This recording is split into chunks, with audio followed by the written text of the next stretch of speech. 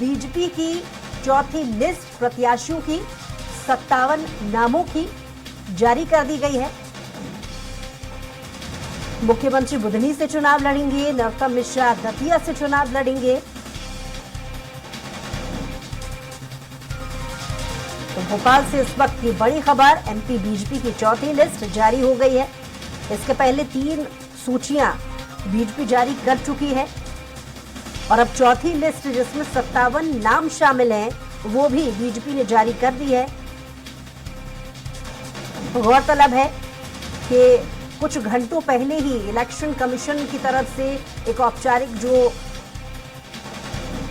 Election की date है वो प्रेस कॉन्फ्रेंस के जरिए बताई गई और उसके तुरंत ही कुछ घंटे बाद बीजेपी ने अपनी चौथी लिस्ट को जारी कर दिया 57 नामों को लेकर। इसके पहले 39 नामों को लेकर पहले सूचियां जारी कर चुकी है बीजेपी और अब 57 नामों की लिस्ट के साथ बीजेपी ने एक बड़ा ऐलान कर दिया जिसमें हाई प्रोफाइल नाम पहला मुख्यमंत्री शिवराज सिंह चौहान। और इस पर ज्यादा जानकारी के साथ editor in chief Amit Jain ji हमारे साथ फोन लाइन पे जुड़ गए हैं। अमित जैन जी, चौथी लिस्ट बीजेपी की जारी हो गई है, हाई प्रोफाइल नाम जिनको लेकर के इंतजार था वो अब खत्म हो गया है, किस तरीके से देखेंगे? देखिए, बिल्कुल समय बहुत कम बचा है। बीजेपी ने उसका फायदा उठाते हुए आज जो ये लिस्ट जारी की है 57 लोगों की, इसमें ज्यादातर लगभग जो चेहरे हैं वो जीते हुए चेहरे हैं। जो सबसे पहले लिस्ट आनी चाहिए थी, लेकिन ये वो चेहरे हैं जो लगातार 3 बार, 4 बार, 5 बार, 6 बार, 7 बार ऐसे तक विधायक हैं जो जीत चुके हैं। यदि इसमें ये कहा जाए, बीजेपी ने बिल्कुल आज उसका बहुत जल्दी लिस्ट जारी करके कम से कम 136 अभी तक उम्मीदवारों की लिस्ट घोषित कर चुके हैं। और ये कहा जाए कि समय बहुत कम बचा है, 17 को चुनाव है, उससे पहले ये कहा जाए 40 दिन भी नहीं बचे हुए हैं। तो इसको देखते हुए जो जीती हुई सीट है, अब शिवराज सिंह चौहान पे जो एक संशय बना हुआ था वो बिल्कुल जरूर है, वो दूर हुआ है कि बुधनी से लड़ेंगे। बहुत सारी सीटों पे जो सूत्रों के हवाले से खबर चल रही थी कि कुछ लोगों के बदलाव करने हैं, वो बदलाव नहीं किए हैं। सिंधिया गुट को साधने की भी कोशिश की गई है, क्योंकि कई जो ग्वालियर चंबल इलाके में जो टिकट वितरण हुआ है वो उन जो जीते हुए लोग हैं उनको टिकट दिया गया है। तो ये कहा जाए बीजेपी ने सबको साधने की कोशिश की गई है कि कहीं कोई गुस्सा ना हो, नाराज ना हो। जी, और गौरतलब है कि कांग्रेस ने अभी तक अपनी एक भी सूची जारी नहीं की है।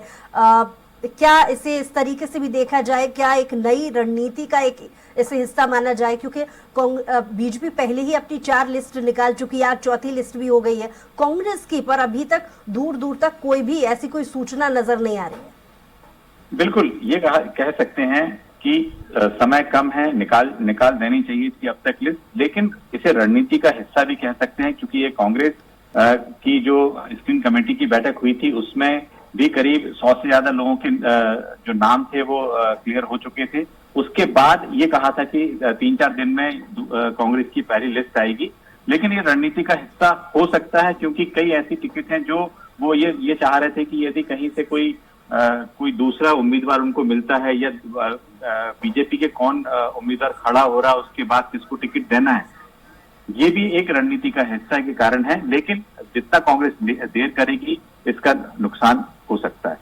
जी, इस चौथी लिस्ट को लेकर के अगर बात की जाए बीजेपी की, इस चौथी लिस्ट में क्या कोई चौंकाने वाले भी नाम हैं जो सामने आए हैं, या सिटिंग जो एमएलए थे उन्हें ही तरजीह एक बार फिर से दी गई है? देखिए, ये जो लिस्ट थी, ये लिस्ट बीजेपी की पहले से बिल्कुल बनी हुई थी, क्योंकि सबसे पहले बीजेपी ने एक रणनीति के तहत उन 79 सीटों पे जो दो इसके पहले लिस्ट आई थी, उसमें जो लोग हारे हुए सीट थी बीजेपी की, उसकी उन्होंने पहले जारी की थी। उसमें जरूर ज्यादा चौंकाने वाले, इसमें जो नाम है वो ज्यादातर एग्जिस्टिंग जो एमएलए हैं उनके नाम है। तो ये कहा जाए कि जिन लोगों के टिकट कटने थे, जिनके प्रयास लगाए जा रहे थे, उनके बीजेपी ने टिकट नहीं काटे हैं। ये एक बड़ा चौंकाने वाली बात है।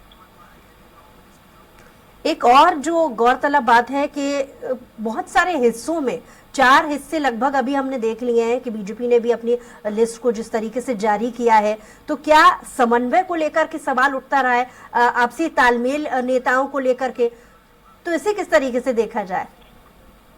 देखिए, बीजेपी चूंकि जिस तरीके से लगातार सत्ता में है, यहाँ पर बड़े बड़े नेताओं को पिछली बार जो सीट आई थी, बड़े बड़े जो केंद्रीय मंत्री हैं, सांसद हैं, पार्टी ने उतारा है। और ये कहा जाए कि जब बड़े नेता होते हैं, उनके अपने फॉलोअर्स होते हैं, तो इस तरीके की बातें सामने आती हैं। लेकिन ये कहा जाए कि इसके जरिए बीजेपी ये संदेश देना चाह रही है कि जो आलाकमान तय करके आ रहा है, वहां से जो नाम आ रहा है वही फाइनल है। उसके अलावा कहीं ऐसी कोई अभी कोई खबर नहीं है। चलिए, बहुत शुक्रिया हमारे साथ जुड़ने के लिए, तमाम बातचीत के लिए अमित जी।